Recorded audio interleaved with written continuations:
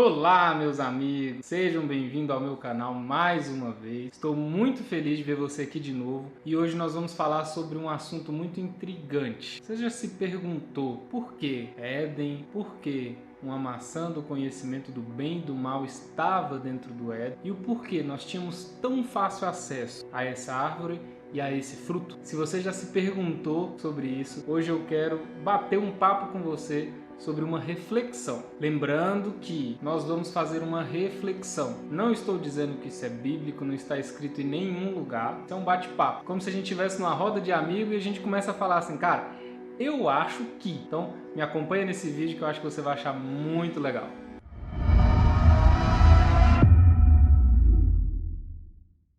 Tenta imaginar o jardim do Éden. Lindo, perfeito, com leões brincando com ovelhas.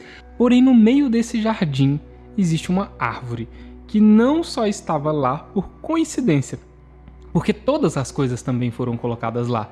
Os peixes, a água, o céu, a nuvem, o barro, o homem, os animais, e aquela árvore também foi colocada lá, dentro daquele jardim. E a pergunta que fica é, o porquê a árvore do conhecimento do bem e do mal estava lá? Pense um pouco em um relacionamento que existia entre Deus e Lúcifer, um anjo muito poderoso, cujo qual nós conhecemos que é um anjo caído que se rebelou contra Deus junto com terça parte do céu, que intentou ser como Deus e que quis ter o poder de Deus. Agora voltemos ao jardim do Éden e vamos reparar bem na proposta da serpente.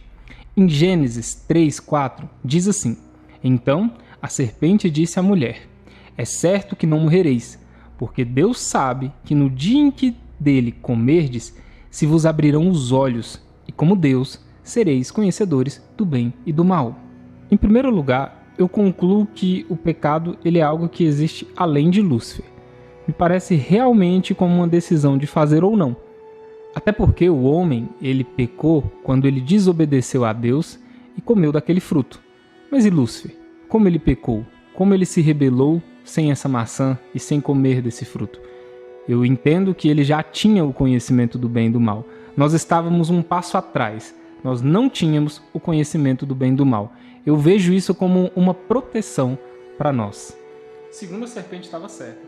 Realmente, ao comer o fruto, o homem passou a ter o conhecimento do bem e do mal e ali já começou uma sucessão de pecados. Quando ele joga a culpa em Eva, Eva joga a culpa na serpente, depois ele joga a culpa até em Deus, dizendo que Deus tinha dado Eva para ele. Terceiro ponto. Eu não imagino que a serpente era Lúcifer, mas eu imagino que Lúcifer influenciava a serpente para influenciar o homem. Satanás estava tentando ali colocar o homem na condição que ele estava, na condição de desobediente a Deus, para que o homem tivesse o mesmo resultado e a mesma penitência que foi dada a ele. Então, para fechar, por que aquela maçã estava lá? Por que nós tínhamos tão fácil acesso àquela maçã? Uma maçã que poderia simplesmente nos fazer inimigos de Deus e se não comêssemos, continuaríamos amigos de Deus. Deus, Lúcifer, os anjos caídos, eles já tinham conhecimento do bem e do mal. A única coisa que eles não fizeram, ou alguns fizeram, foi decidir, optar, ou direita ou esquerda. O homem, diferentemente de toda a criação, é a imagem de Deus, mas não recebeu essa compreensão de primeira, mas também teve em suas mãos o poder de decisão, obedecer a Deus e viver eternamente ou desobedecer a Deus e morrer. Mas eu ainda acredito que aquela maçã estava lá intencionalmente. Eu acredito que o ato de comê-la não poderia ser evitado, porque tinha um motivo muito poderoso para que nós tocássemos naquela maçã. Em Mateus 25, 31 e 32, diz assim: Quando vier o Filho do Homem na sua majestade e todos os anjos com ele, então se assentará no trono de sua glória, e todas as nações serão reunidas em sua presença, e ele separará uns dos outros, como o pastor separa dos cabritos as ovelhas. Por isso eu acredito que comer daquela maçã não poderia ter sido evitado, porque ao comer, o homem entrou numa condição de pecado. Mas ao entrar em uma condição de pecado, ele entra numa condição de pobreza espiritual. Ele perde aquilo que ele tinha com muita facilidade. O que a gente pode levar como uma analogia simples no dia a dia na nossa vida? Pessoas que nasceram num berço de ouro, elas têm tudo nas mãos. E você pode ver que a forma de valorizar cada uma das coisas é muito diferente. Ela não valoriza assim como aquele que não tinha nada e conseguiu conquistar tudo, certo?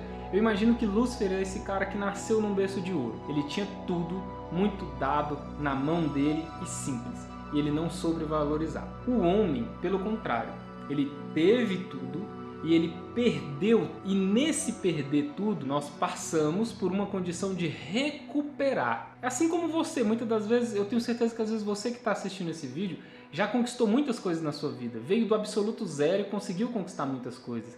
O valor que você dá para aquelas coisas é muito maior do que alguém que ganhou de mão beijada. Então, como eu disse em Mateus, Deus está falando que fará uma seleção.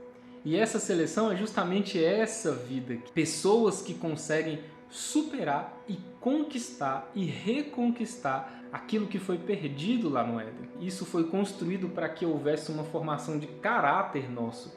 E para que um dia, quando nós estivermos lá no céu com Ele, seremos diferentes em ações. Porque nós sabemos o que nós passamos. Nós sabemos o que nós transformamos. Nós sabemos as lutas que passamos para poder chegar no céu. Então não é algo que foi ganhado de mão beijada. Porque tudo isso que nós passamos aqui na Terra é para que haja uma transformação poderosa nos nossos corações, para que quando nós chegarmos no céu, nós não tomemos a atitude que Lúcifer tomou, de abrir mão de tudo o que ele tinha. Que nós não tomemos a decisão que Adão e Eva tomaram, de abrir mão de tudo que eles tinham. Quando nós chegarmos no céu, nós não abriremos mão, porque nós saberemos tudo o que nós passamos nessa terra para reconquistar aquilo que foi perdido. Tudo isso é um teste de saber valorizar a eternidade.